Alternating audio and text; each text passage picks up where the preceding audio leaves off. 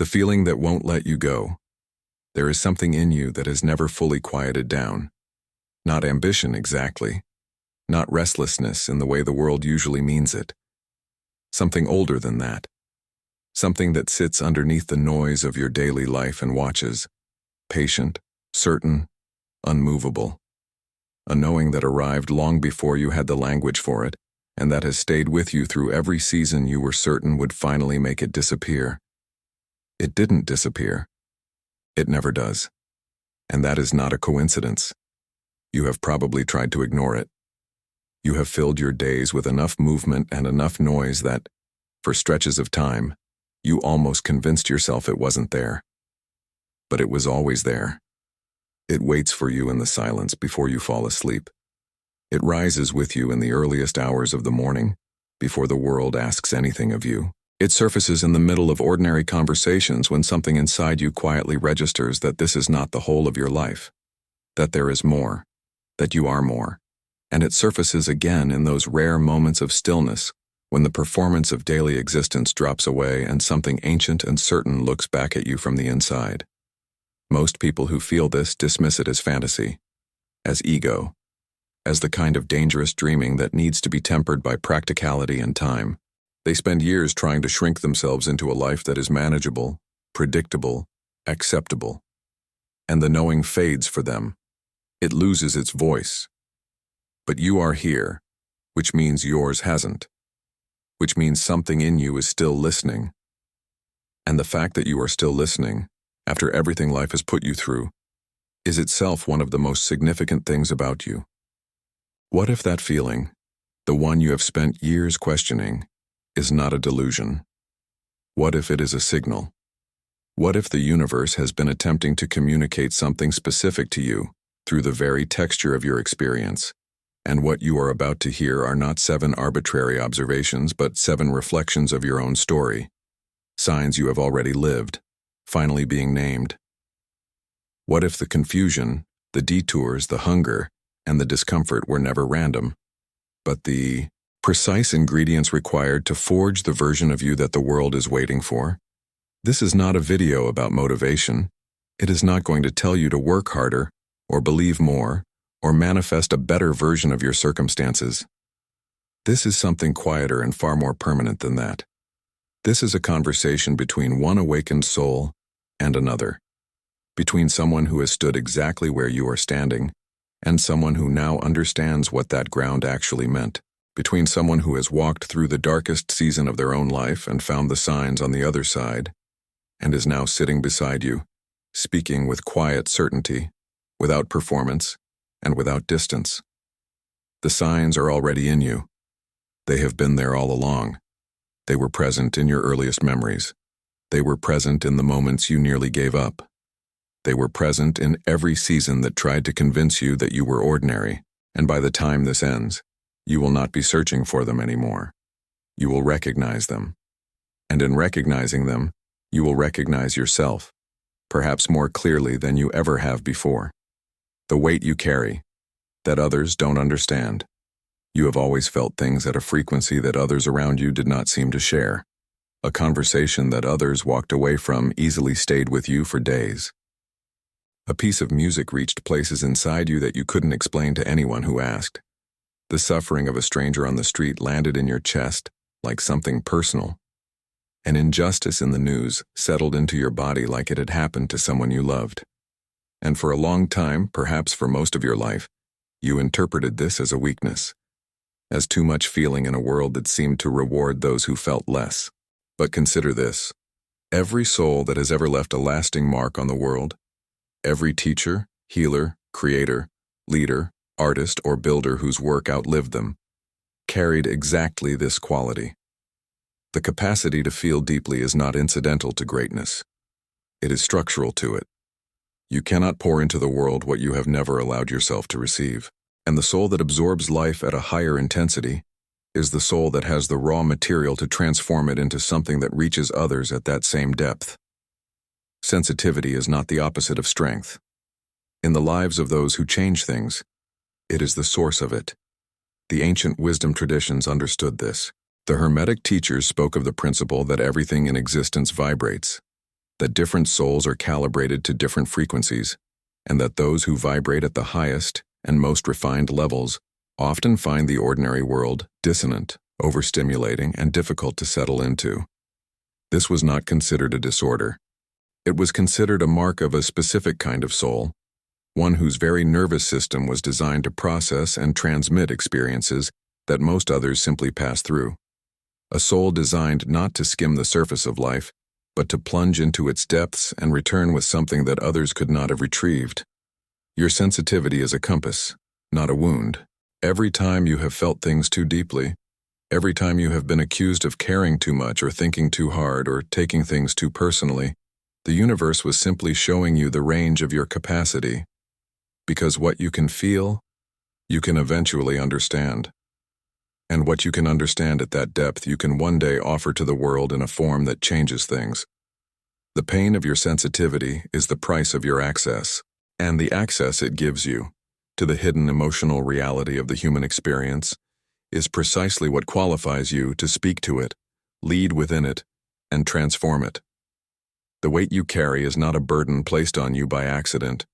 It is the weight of a specific mission, and the fact that it has never left you even when you begged it to, even when you would have traded it for a lighter, easier kind of existence, is the first sign that you were never meant to put it down. Because the weight and the mission are the same thing, and you are strong enough to carry both. You always have been. The seasons of isolation that found you. There were periods in your life when the silence was not chosen, when the people you expected to stay didn't, when the social world that surrounded you slowly contracted and you found yourself in a stillness that felt at the time like something had gone wrong, like you had been overlooked, like you were being held apart from a life that others seemed to be living freely, while you waited on the outside of it. There were days when the quiet felt less like peace and more like exile, when the absence of company felt less like solitude and more like proof of something you feared about yourself. Those seasons were not accidents. They were architecture. The universe does not create emptiness carelessly. Every interval of forced solitude in the life of a destined soul is a deliberate act of preparation. Think of what a field looks like before a rare plant is cultivated in it. It is cleared, the soil is broken, the previous growth is removed. Not because the field is being abandoned, but because what is about to be planted there requires specific conditions. Conditions that cannot exist in the presence of what was there before. The clearing is not punishment. It is readiness. It is the land being made worthy of what it is about to receive. Your seasons of isolation cleared the field of you. They removed the noise of other people's expectations, other people's definitions of who you were, other people's timelines and ambitions that were quietly becoming your own simply through proximity. And in that silence, something began to grow that could only grow there. A deeper relationship with your own soul, a clearer sense of what actually mattered to you when the weight of social performance was lifted, a rootedness in your own inner knowing that no crowded room had ever given you access to. The version of you that emerged from those seasons was not diminished by them. It was defined by them. Carl Jung, the great Swiss psychologist whose work touched the deepest architecture of the human psyche, wrote of the necessity of descent, of going inward and downward before any authentic upward movement becomes possible. He understood that the individuals who ultimately carried the most light into the world were precisely those who had spent the most time alone with their own darkness, not because suffering is noble in itself, but because that depth of interior experience produces a kind of understanding that cannot be learned in any other way. The soul that has sat with its own silence knows things that the soul permanently surrounded by noise will never access. You were isolated so that you could be introduced to yourself, so that, stripped of the social roles and relational performances that normally define identity, you could encounter the part of you that exists beneath all of that. The part that is not a role, not a reflection, not a product of anyone else's perception. The self you met in that silence, the one that persisted even when everything external fell quiet, is the very self that the world is waiting for.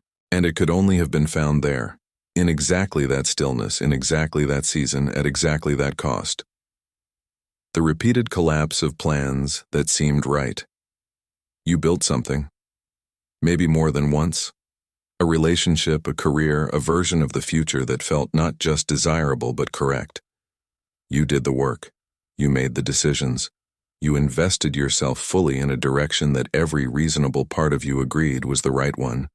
You gave it time, energy, faith. You organized your life around it and allowed yourself to believe in it. And then it fell apart. Not dramatically sometimes just quietly. A slow erosion.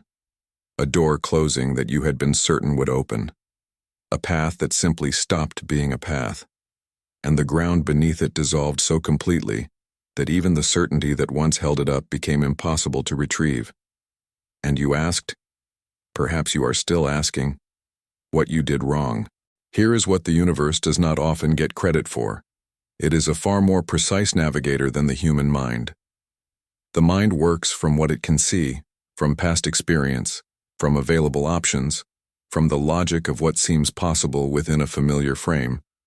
But the intelligence that governs the soul's journey operates on a timeline and from a vantage point that the reasoning mind cannot access. It sees not only where you are, but where you are going. Not only who you are now, but who you are becoming. Not only what you want, but what you were designed for.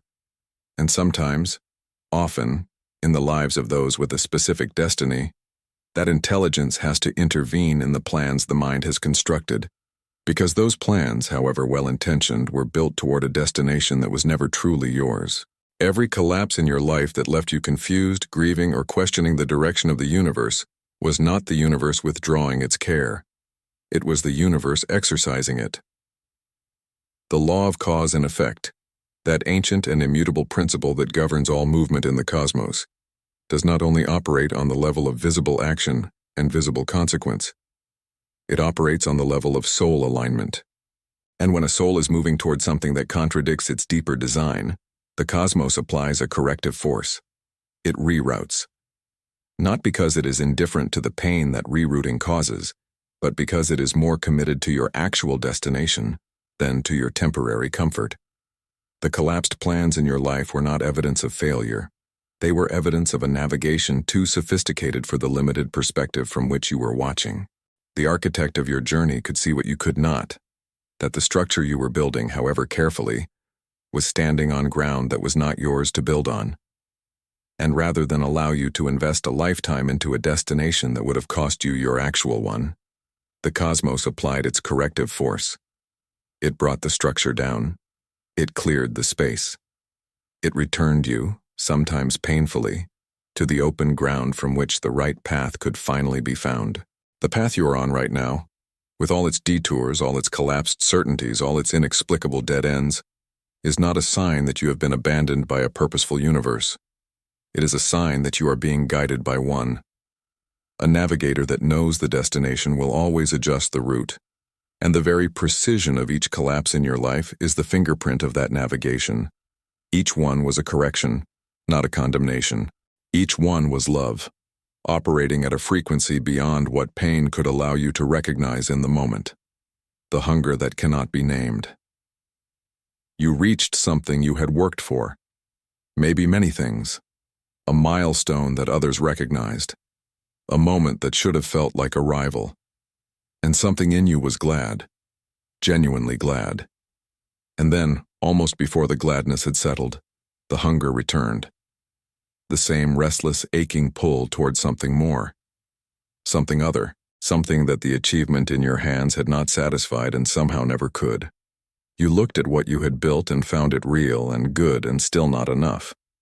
Not because it was insufficient in itself, but because something in you knew, quietly, persistently, that it was not the thing.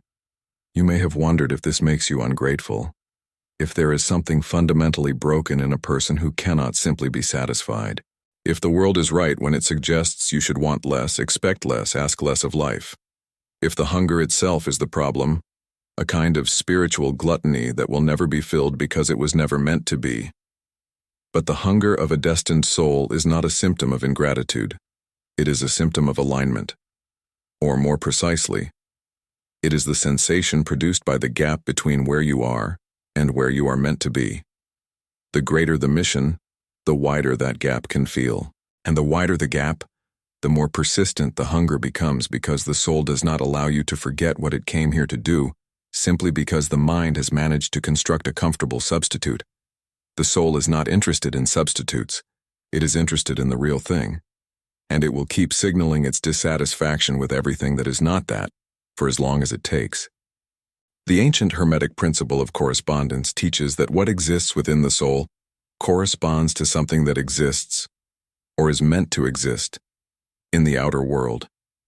Every deep inner yearning has an external expression that it is moving toward. The hunger you feel is not random appetite. It is directional. It is pointing at something specific, a form of contribution, a depth of creativity, a level of impact, a quality of aliveness that your life has not yet fully embodied. It is the soul's internal compass, and it will not stop pointing until you begin to move in its direction with the full commitment that the mission requires. The people who quiet this hunger prematurely are those who were never built to carry it for long. They settle, and the settling costs them a quietness that eventually looks like peace from the outside but is experienced as a slow dimming from the inside. But you are still carrying the hunger, still feeling its pull, still aware that the life you are living, however good, is not yet the full version of the life you are capable of, which means you are still being led. And the very fact that comfort has never fully silenced it is the universe's way of ensuring that you never stop moving toward what you were always meant to become. The hunger is not your enemy. It is your most faithful guide, the intensity that makes you too much for some rooms. You have been told in some form or another that you are a lot. Too passionate, too serious, too idealistic, too deep for casual conversation, too committed to meaning in a world that often prefers to stay on the surface, too willing to go to the places in a discussion that others instinctively avoid. And there were rooms, there were relationships, environments, circles, where you felt the unmistakable pressure to reduce yourself, to speak less of what you actually thought, feel less of what you actually felt, want less of what you actually wanted, to make yourself more digestible, more convenient, more like what the space around you already was. Some of you learned to do it. Some of you became very skilled at managing your own intensity in public, while carrying the full weight of it alone, in private, in the hours when you didn't have to perform a smaller version of yourself for anyone. And some of you are still living in rooms that were built for a smaller version of you, still editing your words before you speak them, still dimming the quality of your presence to avoid the discomfort of others. Here is the truth that the universe is spelling out through that discomfort. Frequency mismatch is not a personal failure. It is information. When a soul vibrates at a frequency that a given environment cannot hold, the environment will always register it as disruption. Not because the soul is wrong, but because the environment is not designed for it. An orchestra tuned to a different key does not make a soloist out of tune. It makes them incompatible. And incompatibility, in the language of the cosmos, is a signal to move. It is the universe using discomfort as a compass, pointing you toward the spaces, the people, and the contexts that were actually built to receive what you carry. Every time you have felt too much for a room, the universe was showing you which rooms were not yours. And by showing you where you did not belong, it was protecting the integrity of your frequency, because a soul that diminishes itself to fit an incompatible space gradually loses access to the very quality that makes it extraordinary. The compression of your intensity is not just uncomfortable, it is costly. Every moment spent making yourself smaller is a moment in which your actual gift is being withheld from the world that needs it. The intensity that has made certain people uncomfortable is the same intensity that will, in the right context, move people in ways they cannot explain. That will make a room go quiet. That will leave someone changed by a conversation they cannot fully account for. That will plant something in the soul of another person that grows for years after your encounter. That is not an accident of personality. That is the design of a soul built to leave a mark. And the rooms that cannot hold you are simply showing you that you were always meant for larger ones. The dreams and visions that return. There are images that have visited you more than once. Scenarios that play out in the dream state with a vividness and emotional weight that ordinary dreams do not carry. Symbols that recur. A version of your life that appears in the quiet of your mind with a consistency that logic would classify as irrational, but that something deeper in you insists on receiving as real. You have woken from these dreams carrying a feeling, a quality of certainty or grief or longing that follows you into the day, that colors the ordinary hours with something you cannot fully articulate. These are not the products of an overactive imagination. They are communications. The soul operates on a frequency that is not limited to waking consciousness. In the space between sleep and waking, in meditation, in moments of creative absorption, in the hours when the mind has finally relaxed its grip on the rational narrative it constructs to make sense of life, in those spaces a different kind of intelligence speaks. It speaks in the language of images, symbols, feelings, and scenarios, because that is the language beneath language. The language that the ego cannot intercept and rationalize before it arrives. The language that bypasses every defense the conscious mind has erected and reaches the part of you that still knows the whole truth. What you have seen in those recurring inner visions is not fantasy. It is reconnaissance. The universe showing the soul the terrain of a life that is not yet manifest, but is being prepared. In near-death experience accounts collected by researchers across decades, one of the most consistent elements reported by those who return from the threshold was the experience of having seen their life's purpose with absolute clarity, not as ambition, but as remembrance, as something they already knew before they were born and had simply forgotten in the noise of living. They described not a revelation of something new, but a recognition of something ancient, something that had been waiting to be remembered all along. Your recurring visions carry that same quality of remembrance. They return not because your mind cannot let go, but because your soul will not let you forget. Every image that has visited you more than once is a coordinate, a marker on the map of a life that you have already agreed to live, at a level deeper than conscious memory. A reminder, delivered in the only language that reaches past the rational mind's filters, that the life you keep seeing is not a fantasy to be managed. It is a destination to be trusted. Pay attention to what keeps returning.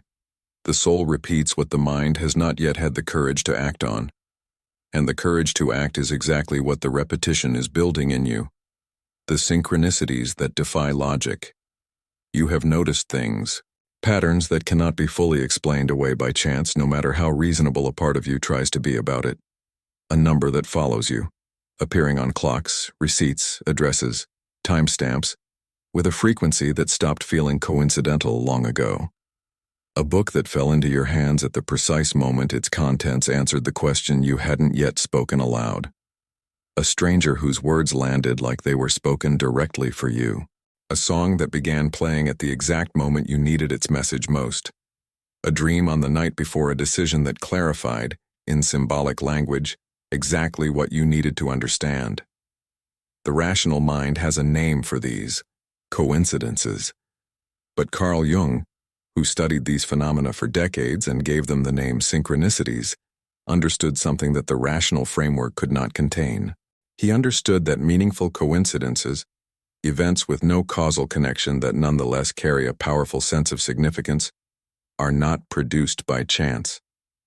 They are produced by a correspondence between the inner state of the soul and the outer movements of the world, as though the universe and the psyche are in constant dialogue, and the synchronicities are the moments when that dialogue becomes visible.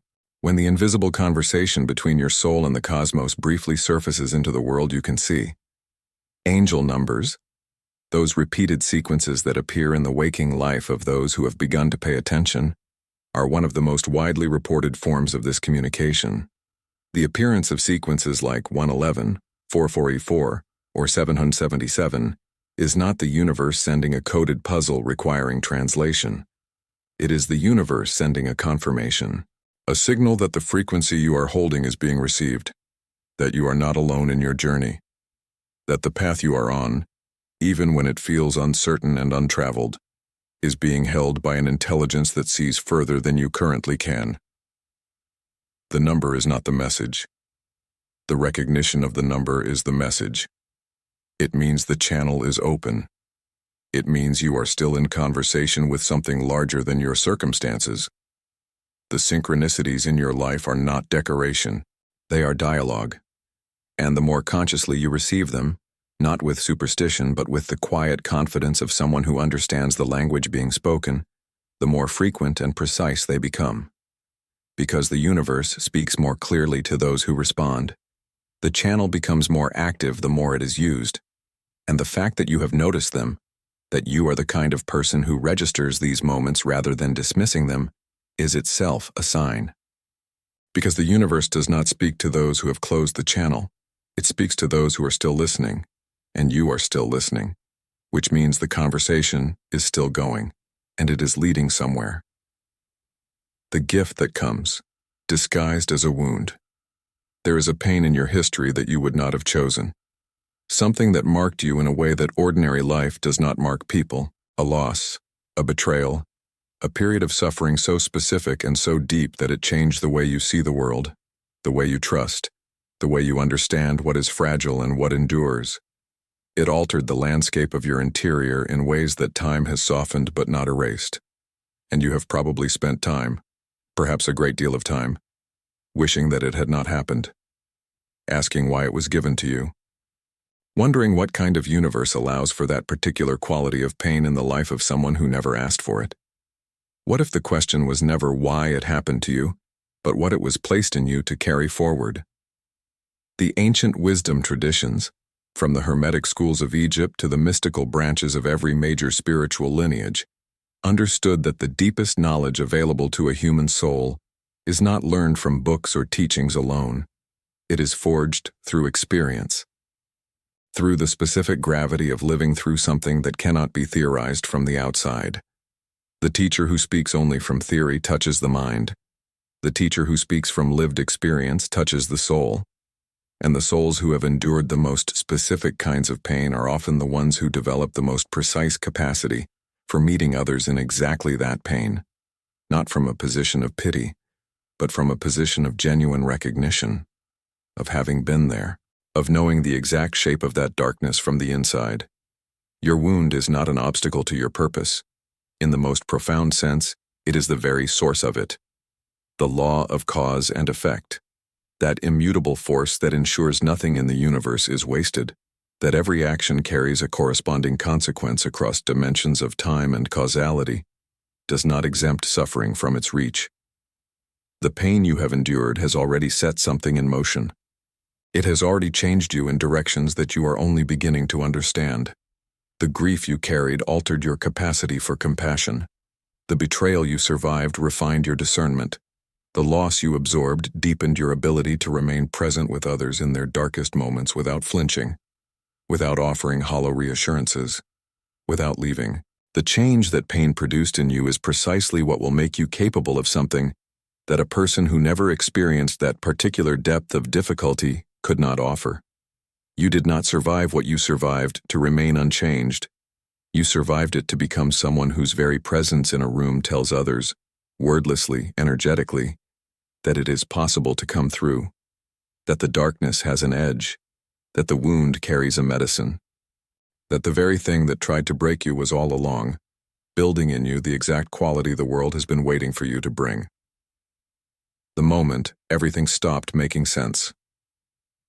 There was a period, you know the one, when the structure of your life simply stopped holding, not because of one dramatic event necessarily, but because something shifted at a deeper level than any single circumstance could account for.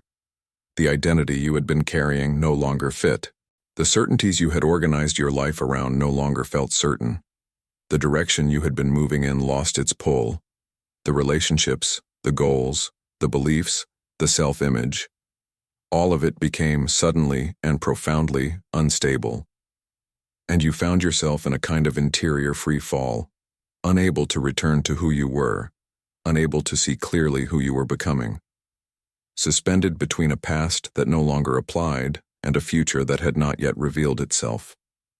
This experience has many names in different traditions. The mystics called it the dark night of the soul. The Hermetic teachers described it as the dissolution that precedes the coagulation, the necessary breaking down of one form before a higher form can take its place. The alchemist understood that gold cannot be produced without first reducing the base material to a state where its essential nature can be rearranged at the deepest level. In the language of sacred geometry, it is the moment the old structure must collapse entirely before the new and more complex architecture can emerge. Every tradition that understood the mechanics of transformation agreed. The dissolution is not the end. It is the beginning of something that could not have been reached without it. What it felt like from the inside, though, was simply disorientation.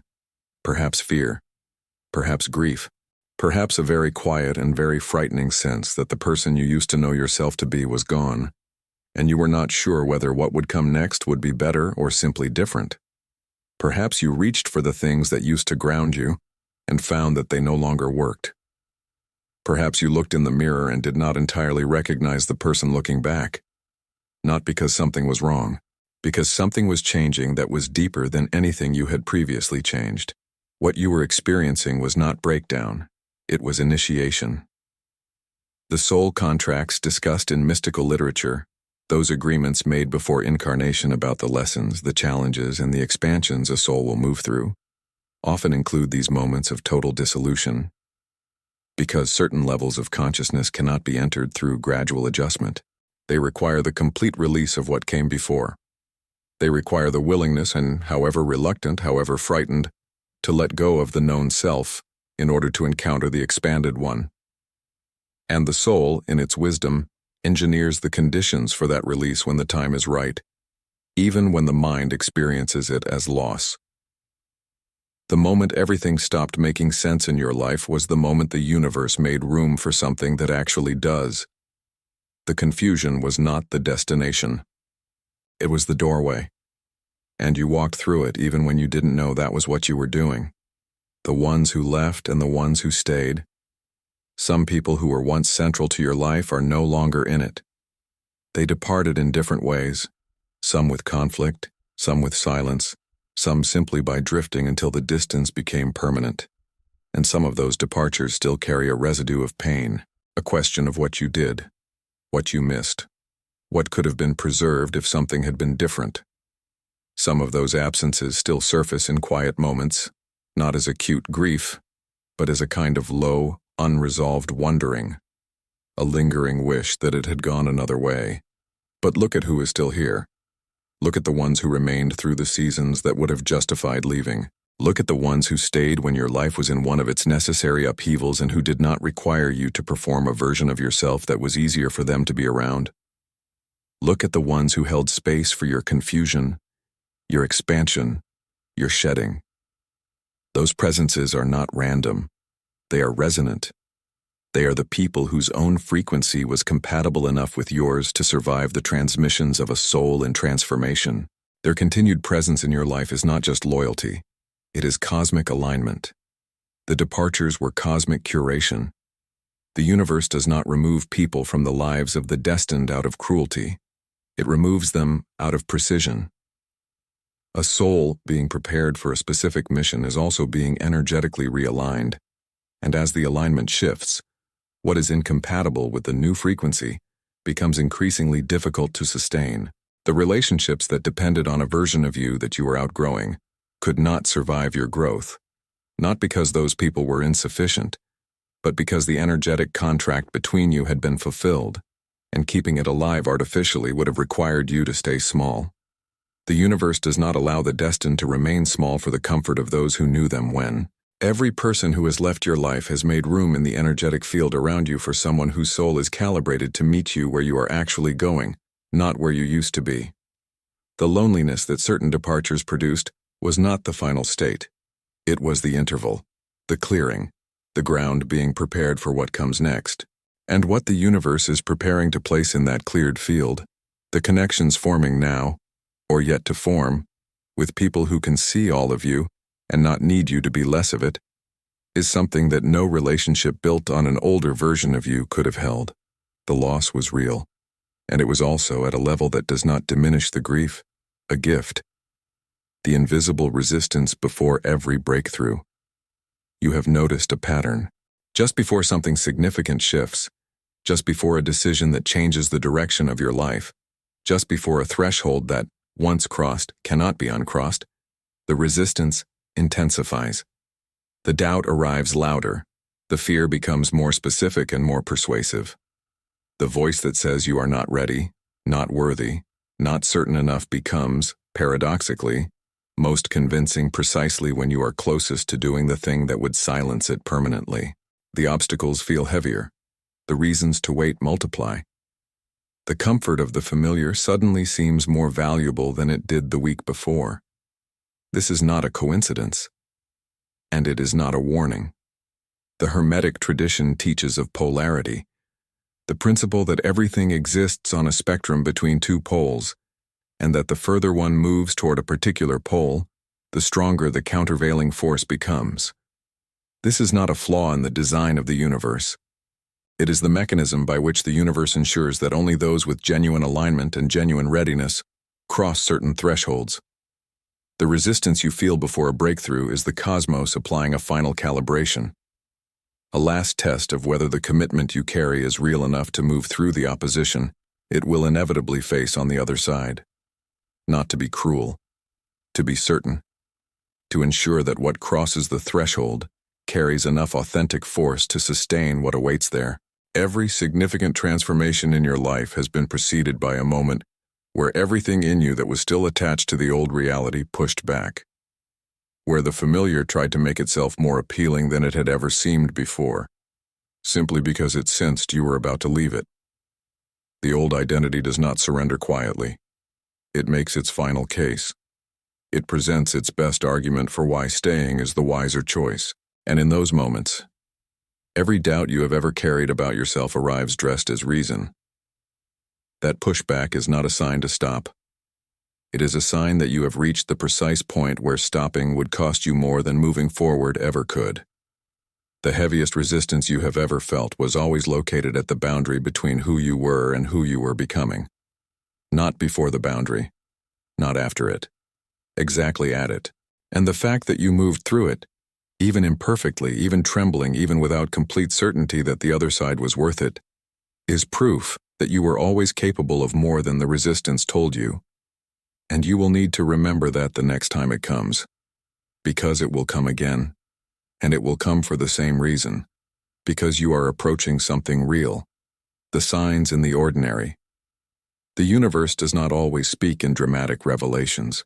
It does not always communicate through extraordinary visions or unmistakable events. More often, and with a subtlety that requires a certain quality of attention to receive, it speaks through the texture of ordinary life, through the book that falls open to a passage that answers the question you were holding in silence, through the conversation overheard in a public place whose words land with a precision that cannot be accidental, through the animal that crosses your path on the morning of a significant decision, through the stranger's offhand comment that stays with you for weeks because it was, somehow, exactly what you needed to hear, through the cloud formation that stops you mid-step, through the fragment of song that finds you at precisely the right moment. People destined for greatness develop, over time, a particular relationship with the ordinary. They begin to move through their days with a quality of attentiveness that others might call superstition, but that is more accurately described as literacy, the ability to read the language the universe is using at all times, in all things, for those with the capacity to receive it. They learn to hold their attention lightly, present enough to register what is happening, open enough to allow it to carry meaning beyond its surface appearance. This quality of attention is not magical thinking. It is a trained and disciplined form of presence. The ancient Hermetic principle of mentalism holds that all is mind, that the universe itself is a living intelligence, and that every element within it participates in that intelligence in ways that the rational, categorizing mind can barely begin to map. When you start to receive the ordinary as communication rather than backdrop, you begin to participate consciously in a dialogue that was always happening. You begin to live inside a universe that is responsive, not indifferent, to your presence within it. One that knows your name, in whatever language names are given before birth, and uses the texture of your daily life to speak it back to you. The signs in the ordinary are the universe's most intimate language, because they require you to be present enough, attentive enough, and trusting enough to receive a message hidden inside a moment that most people walk through without noticing. They require a soul that has cultivated the interior stillness to distinguish between coincidence and communication. They require the willingness to be surprised by the familiar. The fact that you have begun to notice is not a quirk. It is evidence that your channel is open. It is evidence that the practice of paying attention, even when it felt strange, even when it seemed irrational, has been doing exactly what it was meant to do. And an open channel is one of the defining qualities of a soul that has agreed, at the deepest level, to be guided. The knowing before the evidence. There are things you knew before you could prove them. A relationship that would not last. You felt it before any visible crack appeared. A direction that was wrong for you. You sensed it before any external result confirmed it. A possibility that was real. You held it as certain in your interior before the world offered a single piece of evidence to support it. A person whose trustworthiness or lack of it landed in your body as immediate, pre-rational information, long before their actions made the assessment undeniable. And when you tried to explain this knowing to others, what you received was often skepticism, practicality, or the well-meaning suggestion that you were confusing feeling with fact. But the soul does not operate on the same timeline as observable evidence. It perceives across a wider band of information than the conscious mind has access to. What appears as inexplicable certainty to the rational mind is, at a deeper level, the soul's capacity to read patterns, energies, and trajectories that have not yet become visible to ordinary perception. This is not mysticism in the evasive sense. It is a faculty, one that has been documented across cultures, across centuries, in every tradition that took the inner life seriously as a source of genuine knowledge. The traditions that honored it were not primitive. They were precise. They understood that the interior intelligence of the soul accesses information through channels that the reasoning mind, for all its sophistication, cannot replicate. The prophetic inner knowing that visits you, that sense of certainty that does not depend on external validation to remain stable, is not a personality trait. It is a spiritual faculty. It is the soul operating at its most sovereign, reaching past the limitation of what can currently be seen and touching something true about what is coming, what is real, and what is meant. It is the capacity to perceive along a timeline wider than the rational mind can access, to feel the shape of a future before it has taken form in the present. And it is one of the most reliable navigational tools available to a soul that has learned to trust it. Every time you have trusted that knowing and it has proven correct, you have verified that you are connected to a source of intelligence that is not confined to what is currently visible. Every time you followed it, into a decision that seemed illogical, toward a direction that others questioned, away from something that looked right from the outside but felt wrong from the inside, and found that the knowing was accurate, you confirmed the reliability of the faculty. And every time you have ignored it in favor of what seemed more practical or more provable, you have felt the quiet cost of that choice in the very place where the knowing lives. The knowing before the evidence is not arrogance. It is alignment. And learning to trust it, fully with the courage it requires, even when no one else can see what you are seeing, is one of the most important things a destined soul can do. The long road that made no sense until now. Your path has not looked like the paths of others. The timelines that seem to govern the lives around you, the expected progression from one stage to the next, the anticipated arrival of certain milestones at certain ages, did not apply to you in the same way. You moved more slowly in some areas than you expected to. You took detours that felt at the time like failures of direction. You spent seasons in what appeared to be stagnation, unable to see what, if anything, was being built during the stillness. You watched others arrive at places you had been moving toward for years, while your own journey continued to unfold in ways that resisted being plotted on any predictable map. And the gap between where you were and where you expected to be carried a specific kind of weight, not just frustration, but the creeping doubt that the delay itself was the answer, that perhaps you were simply not meant to arrive. And there were moments when the length of the road felt not like depth, but like delay. Not like preparation, but like punishment. Not like the universe building something extraordinary through the process of your becoming, but like the universe simply not seeing you. But consider what the long road has made of you. Consider the layers of understanding you carry that cannot be acquired quickly. The compassion that only grows in someone who has had to wait long enough to know what it costs.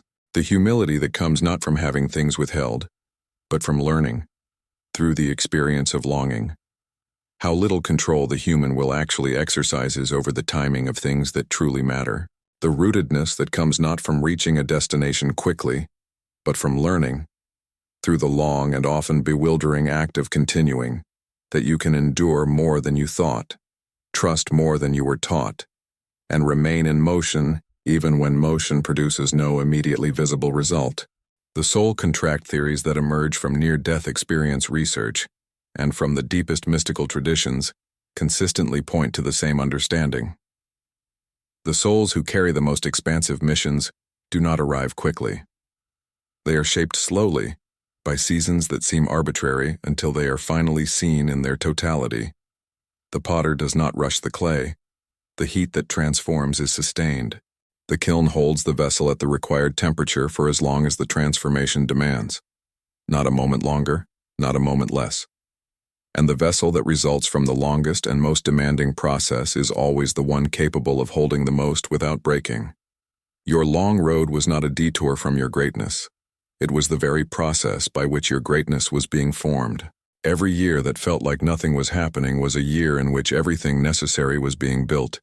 In you, through you, for what is coming next.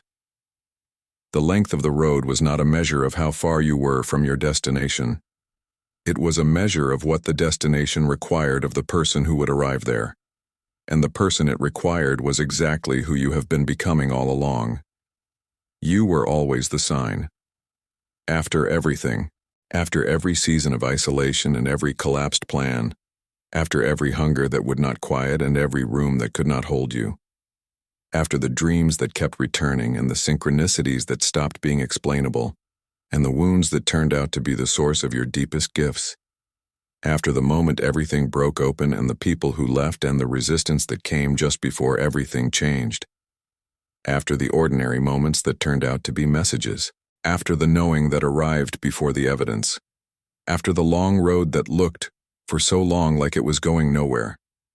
After all of it, there is one final sign, and it is the most important one, because it is not outside of you. It never was. The greatest confirmation of a destined life is not something you receive. It is something you recognize. It is the soul itself. Its refusal to go quietly into a smaller version of life. Its insistence on returning to the same knowing no matter how many times circumstance tries to obscure it. Its presence here, in this moment, still open, still listening, still willing to believe that there is something true waiting on the other side of this recognition. The soul that is destined does not need to be convinced of its destiny. It needs to be reminded. And this, all of this, has been the reminder. You did not find this message because you were browsing. You found it because something in you was ready for it. Because the timing of your arrival here is not accidental, and the specific resonance you have felt with these words is not coincidence. It is the universe using the language of synchronicity to confirm what your soul has always known about itself. That it came here with a specific weight of purpose, and that every step of the journey, however painful, however long, however disorienting, has been part of a design too intelligent to be random and too personal to be impersonal. Every collapse was a redirection. Every wound was a preparation. Every season of silence was a cultivation, and every moment of doubt was simply the friction that precedes the shift.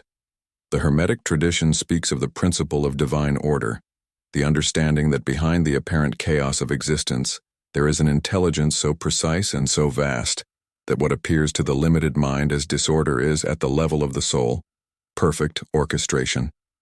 Your life has been perfectly orchestrated, not for comfort, not for convenience, not for the appearance of success that the world rewards, for becoming, for the specific depth of becoming that your particular mission requires, and the orchestration continues.